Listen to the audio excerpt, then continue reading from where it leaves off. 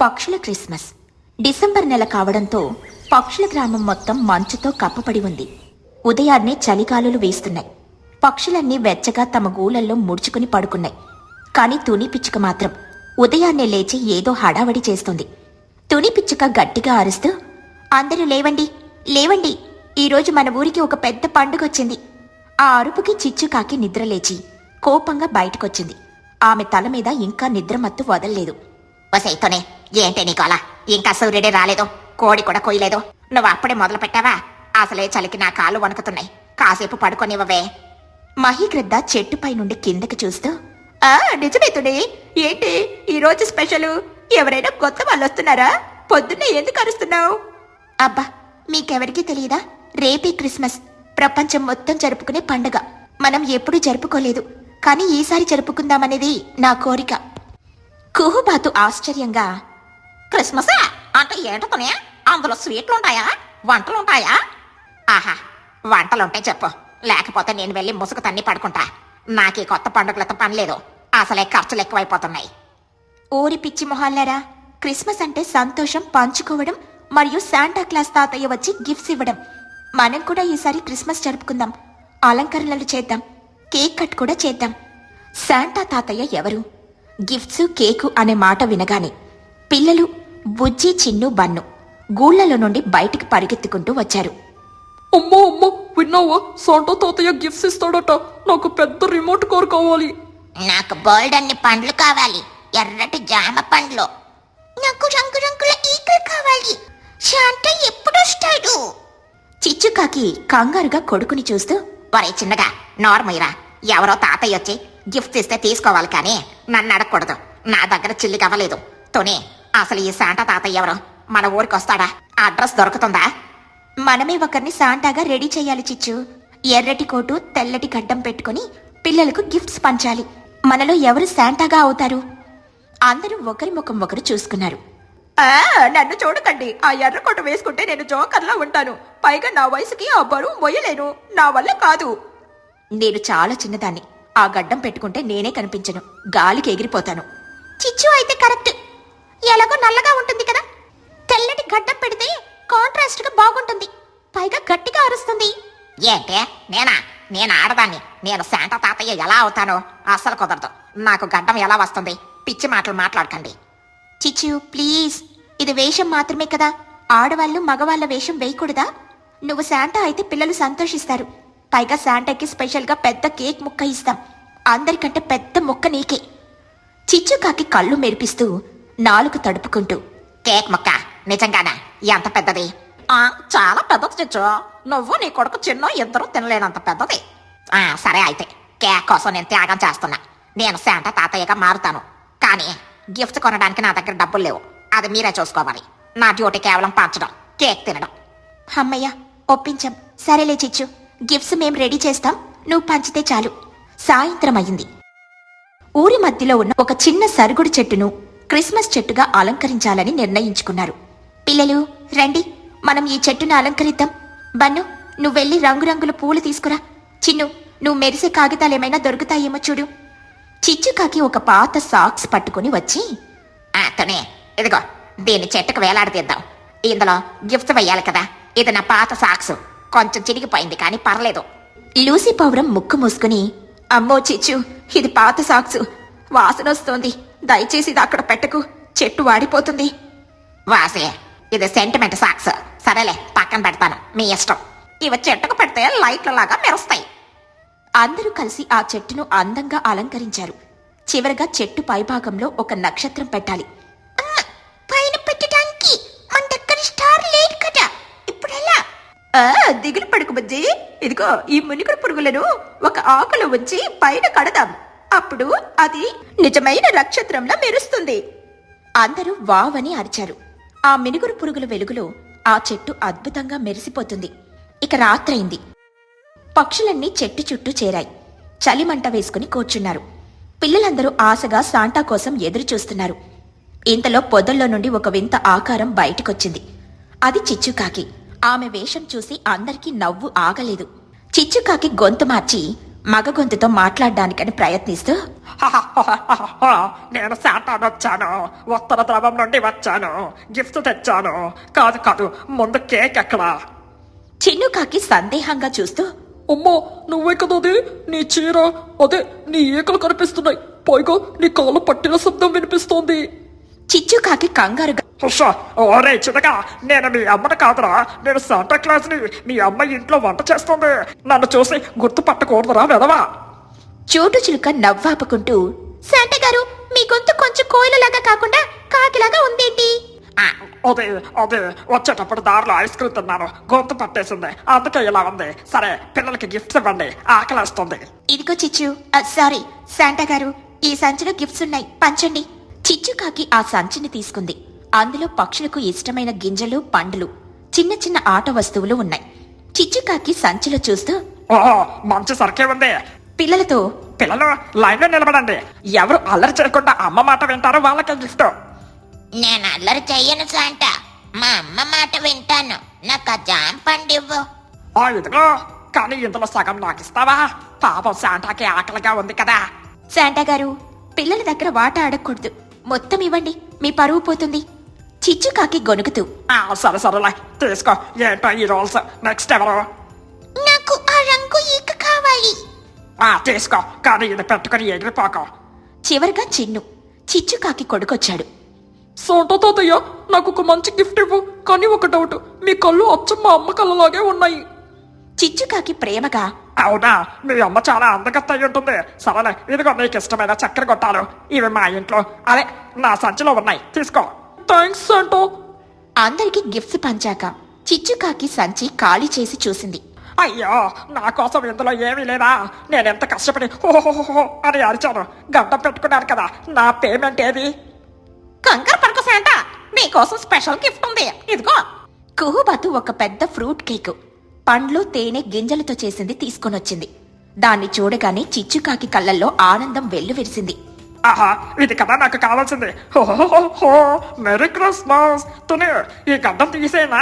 ఇది చాలా దొరతగా ఉంది. తీసే చిచ్చు, ఇక కేక్ కట్ చేద్దాం అమ్మయ్యా, ఊపిరాడింది అనుకుంటూ కేక్ మీద పడింది.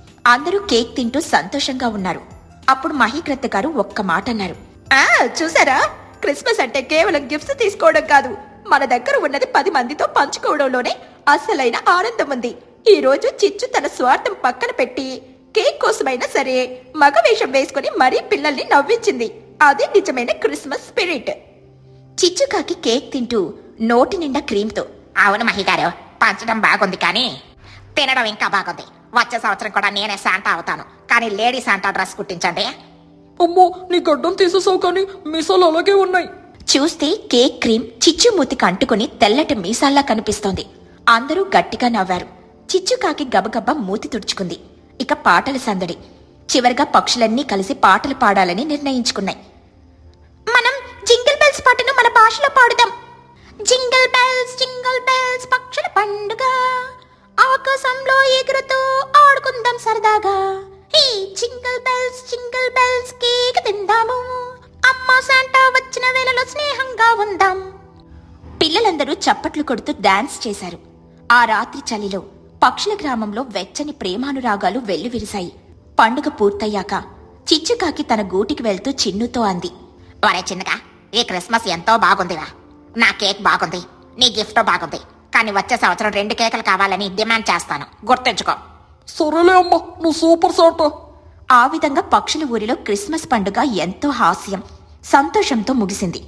ఈ కథ మీకు నచ్చిందా? ఇంకా ఏమైనా మార్పులు కావాలంటే చెప్పండి. పక్షుల గ్రామంలో ఆ ఏడాది చలికాలం ఆనుకోకుండా, చెప్పా పెట్టకుండా ఒక్క రోజులోనే వచ్చేసింది.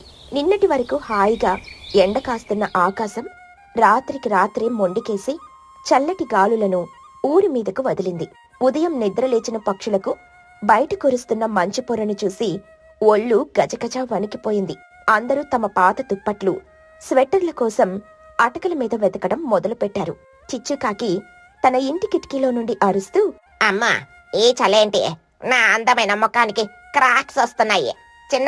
ఒరే చిన్నగా, నా ఖరీదైన మంకీ క్యాప్ ఏదిరా? దాన్ని తొడుక్కుంటే నా అందం పోతుందని మొన్ననే కదా లూసి పావడానికి అరువిచ్చాను. ఇప్పుడు నా చెవులు గడ్డ కట్టుకుపోతున్నాయిరా. మరోవైపు తుని పిచ్చుక ఇంట్లో. వాతావరణం ప్రశాంతంగా ఉన్నా కొంచెం చల్లగా ఉంది. తుని అప్పటికే లేచి చలిమంట వేయడానికి ఎండు పుల్లలు సిద్ధం చేస్తోంది. కాని ఆమె కూతురు పుచ్చి పిచ్చుక మాత్రం ఆ చల్లటి వాతావరణాన్ని చూసి బద్ధకానికి కొత్త అర్థం చెబుతుంది. తుని పిచ్చుక దుప్పటి లాగుతూ, లే పుచ్చిలే, బారెడి పొద్దెక్కింది, చూడు చలికాలం వచ్చేసింది, కనీసం పళ్ళైనా తోముకో. బుజ్జి పిచ్చుక దుప్పటిని ఇంకా గట్టిగా చుట్టుకుంటూ నిద్రమత్తులో, అమ్మా ఏంటమ్మా చలిగా ఉంటే పడుకోవాలి కానీ పళ్ళు తోమ్మని లేపుతావేంటి? మంచి కలొస్తుంది. నేను ఒక పెద్ద ఐస్ క్రీమ్ కొండ మీద చారుతూ ఉంటే నువ్వు లేపావు, కాసేపు పడుకోని. ఊరి నా తల్లి, ఐస్ క్రీమ్ కొండ కాదది, మంచు కొండ. ఇప్పుడు లేవకపోతే నిజంగానే ఐస్ క్రీమ్ లా గడ్డ కట్టుకుపోతావు, లే అని బలవంతంగా లేపింది. తుని పిచ్చుకకు తెలుసు బుజ్జికి చలి అస్సలు పడదు. తను చాలా సుకుమారి. అందుకే ఇంట్లో ఉన్న పాత స్వెట్టర్, మఫ్లర్ తీసి బుజ్జికి వేసింది. బుజ్జి, పనేం చేయక్కర్లేదు, కనీసం లోపల ఆ మంట దగ్గరైనా కూర్చో, బయటకు మాత్రం అస్సలు వెళ్ళకే, నీకు జలుబు చేస్తే తట్టుకోలేవు. సరేలేమ్మా, కానీ నాకు చల్లగా ఐస్ క్రీమ్ తినాలనుంది. తుని పిచ్చుక తల కొట్టుకుని, దీని బద్ధకం, ఈ తిండి పిచ్చి ఎప్పటికీ మారదు. తుని పిచ్చుక ఈ చలిలో గొంతు తడారిపోతుందని చెప్పి వేడివేడి అల్లం టీ పెట్టడానికి వంటగదిలోకి వెళ్ళింది. ఇంట్లో ఒక్కతే ఉన్న బుజ్జికి బయట మంచులో ఆడుకుంటున్న తన స్నేహితులు చిన్ను, బన్ను కనిపించారు. వాళ్ళు మంచు ముద్దలతో ఆడుకుంటూ కేరింతలు కొడుతున్నారు. అది చూసి బుజ్జి ఉండబట్టలేకపోయింది. బుజ్జి పిచ్చుక తనలో తాను, అమ్మా వాళ్ళెంత బాగా ఆడుకుంటున్నారో, అమ్మ వద్దండి, కానీ అమ్మకెలా తెలుస్తుంది? ఒక 5 నిమిషాలు ఆడుకుని నా స్వెట్టర్ తడవకుండా వచ్చేస్తాను. ఆ మంచు ముద్దను ఒక్కసారి పట్టుకుంటే చాలు. ఇక అనుకున్నదే తడవగా బుజ్జి పిచ్చుక మెల్లగా తలుపు తీసి బయటకొచ్చింది. ఆ తెల్లటి మంచును చూసి మురిసిపోయింది. అప్ప, స్వర్గం అంటే ఇదే అని అనుకుంటూ మంచులో గెంతులు వేయడం, చిన్ను బన్నులతో కలిసి మంచు ముద్దలతో యుద్ధం చేయడం మొదలుపెట్టింది. ఆ చల్లదనం తన శరీరానికి పడుతుందో లేదో కూడా చూసుకోలేదు. అరగంట పాటు ఆ మంచులో తడిసి ముద్దయింది.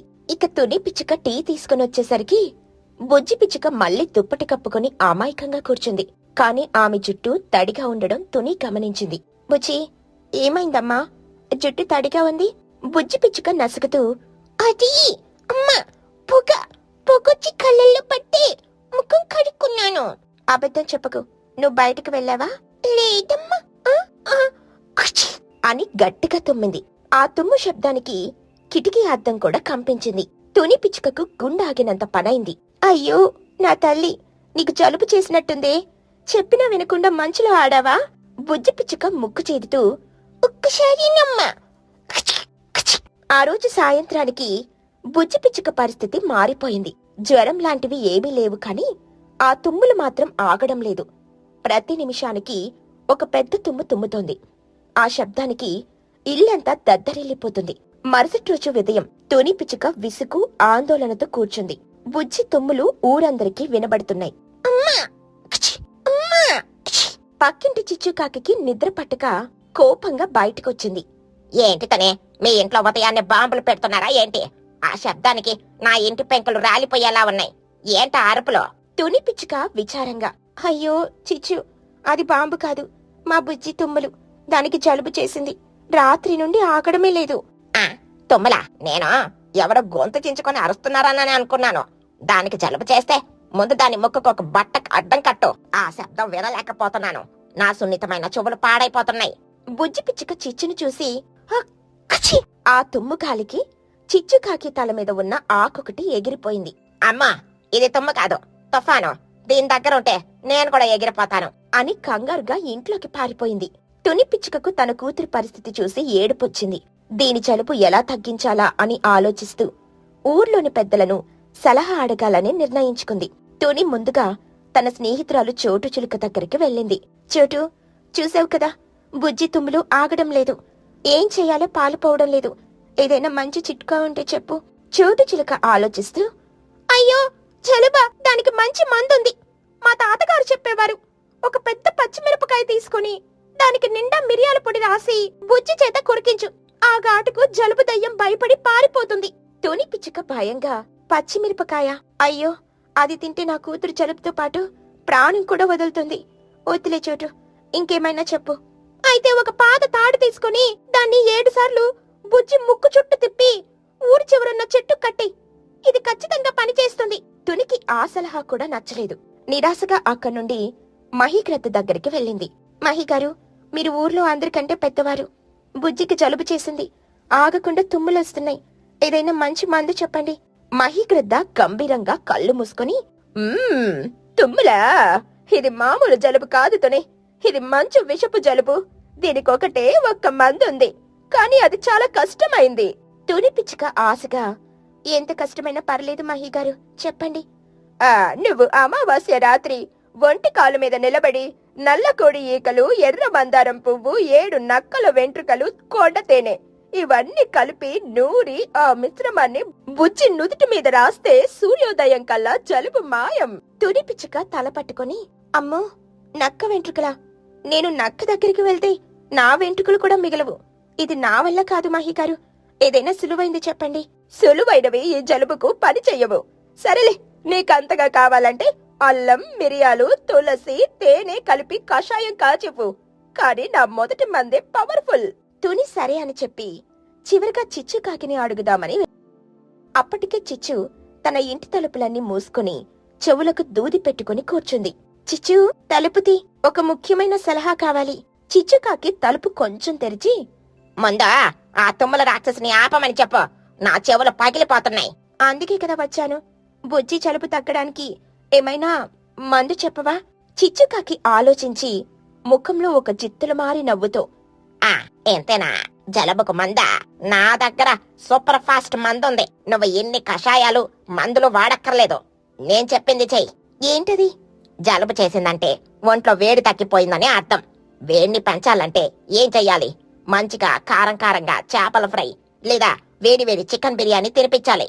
ఆ మసాలా ఘాటుకు జలుబు, తుమ్ములు అన్నీ ఒకేసారి పారిపోతాయి. కావాలంటే నా దగ్గర నిన్న వండిన చికెన్ కూర కొంచెం ఉంది. 100 రూపాయలు ఇస్తే ఇస్తాను. తీసుకెళ్లి బుజ్జికి పెట్టు. తుని పిచ్చుక కోపంగా, చిచి, జలుబు చేసిన వాళ్లకు మాంసం పెడతారా? నువ్వు నీ వ్యాపారం కోసం నా కూతురి ఆరోగ్యాన్ని పాడు చేస్తావా? నీ సలహా నాకేం వద్దులే అని కోపంగా ఇంటికొచ్చేసింది. ఇంటికొచ్చిన తునికి బుజ్జి తుమ్ములు ఇంకా ఎక్కువైనట్టు అనిపించాయి.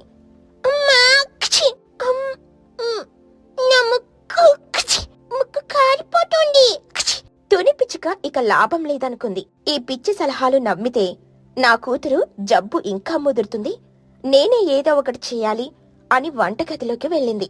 మహీగ్రద్ద చెప్పిన రెండో సలహా, తన అమ్మమ్మ చెప్పిన వైద్యం రెండూ గుర్తుకు తెచ్చుకుంది. మంచి అల్లం ముక్క తీసుకుంది.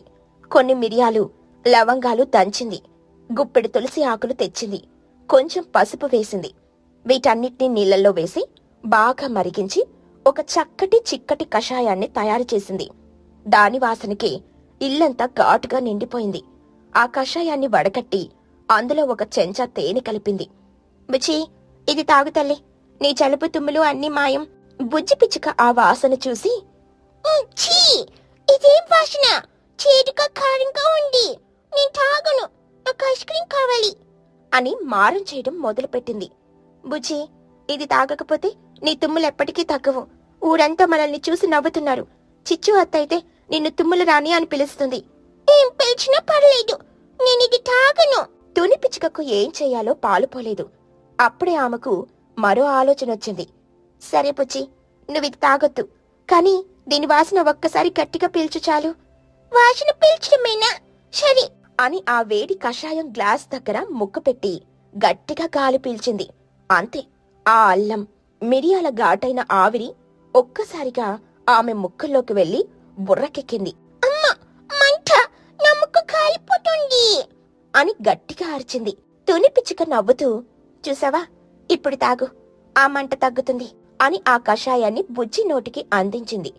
ఆ మంటకు భయపడి బుజ్జి గడగడ ఆ కషాయం మొత్తం తాగేసింది. ఆ కషాయం తాగిన గంటకి బుజ్జి తుమ్ములు నెమ్మదిగా తగ్గడం మొదలయ్యాయి. రాత్రికి హాయిగా ప్రశాంతంగా నిద్రపోయింది. మరుసటి రోజు ఉదయం బుజ్జి పిచ్చుక ఒక్క తుమ్ము కూడా తుమ్మకుండా హాయిగా నవ్వుతో నిద్రలేచింది. అమ్మా, నా చలిపోయింది, నా ముక్కు ఫ్రీగా ఉంది, అమ్మయ్య. తుని పిచ్చుక సంతోషంగా, చూసావా, అమ్మ మందు ఎంత బాగా పనిచేసిందో. అప్పుడే చిచ్చుకాకి అక్కడికొచ్చింది. ఏంటితోనే ఈ రోజు మీ ఇంట్లో బాంబుల శబ్దం వినిపించడం లేదు? మీ అమ్మాయి తుమ్మల ఫ్యాక్టరీ మూసేశారా? బుజ్జి పిచ్చుక కోపంగా చిచ్చు వైపు చూసి, ఫ్యాక్టరీ మూసేయలేదు, కొత్త మోడల్ తయారు చేస్తున్నాను. ఈసారి తుమ్మితే నువ్వు నీ ఇంటితో సహా ఎగిరిపోతావు.